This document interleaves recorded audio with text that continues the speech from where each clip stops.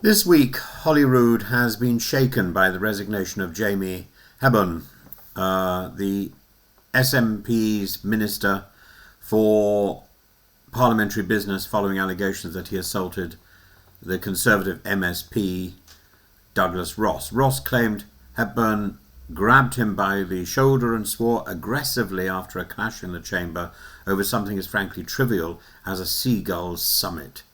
Hepburn denied assault but admitted he laid a hand on Ross and used choice words. Within 24 hours he stepped down and acknowledged that his conduct had fallen short of his own standards and the ministerial code. At one level, this could be brushed aside as political theatre. Ross is a combative figure known for provoking ministers, and Hepburn was widely liked across the chamber and perhaps snapped under pressure, but the wider issue is serious. Politics comes from the word polis, the Greek word polis, the city. It denotes civilized conduct, the orderly exchange of views. We get the word polite from the same source.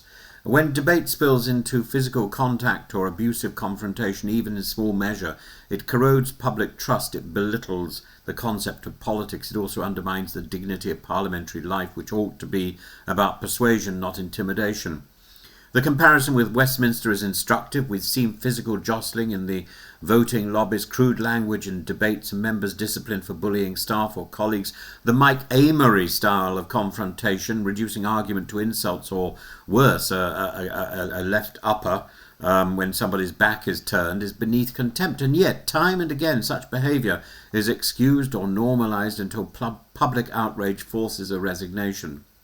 John Swinney's predicament here is acute. He promised to build bridges and unite a fractured parliament, but when one of his ministers admits to aggressive behaviour towards the opposition and even apologises for it, he cannot possibly claim the government is upholding the highest standards.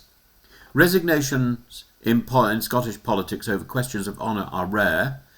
Michael Matheson only quit after revelations about his £11,000 iPad bill. Others have clung on in office long after trust was gone. Hepburn, to his credit, recognised that he'd become a distraction and stepped aside. Ross, for his part, has turned the row into a wider principle. If ministers can swear and grab colleagues with impunity, what message does that send to Parliament as a workplace? The ministerial code is clear about treating colleagues with respect. Politics is not a contact sport. It is, in Aristotle's words, the highest form of human association, the pursuit of the common good, the pursuit of the good life in common.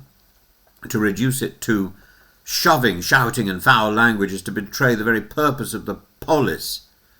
What astonishes me most is that such behaviour still shocks. It should be unthinkable.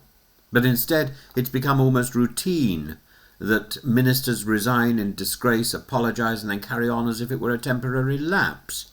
Yet every lapse chips away at the authority of our democratic institutions, the bullies who remained in office. If MSPs or MPs cannot model civilised conduct, why should the public have confidence in their decisions?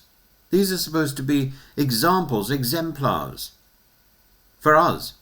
This episode is also a reminder that minor issues, in this case a debate over nuisance seagulls, can trigger major political consequences. That is the nature of Parliament. Small irritations, if handled badly, can spiral into national scandal. And in resigning, Hepburn shows that even one slip can end an 11-year ministerial career.